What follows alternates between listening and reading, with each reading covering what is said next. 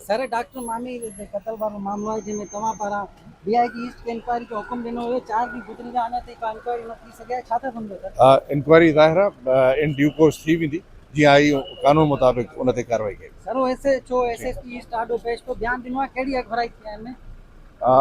हिन वक़्तु पूरी डिटेल ॿुधाइण मुंहिंजे लाइ पॉसिबल न आहे, पर जीअं रिपोर्ट्स आयूं ऐं कानूनी तौर ते उन्हनि ते जेको बि एक्शन खणणो पियो अच्छा खणंदासीं। सर उन्हनि जे खानदान पारां इल्ज़ाम लॻायो वियो आहे त डॉक्टर मामीर जे मथां को बि केस दाख़िल न हुयो, पंहिंजे सामान ख़रीद करण जो जेके पैसा बि पुलिस खसे वरिता आहिनि, इनमें केतिरी सदाकत आहे? ॾिसो ही सभु ॻाल्हियूं हिकु हिस्से जो पॉइंट ऑफ व्यू आहे।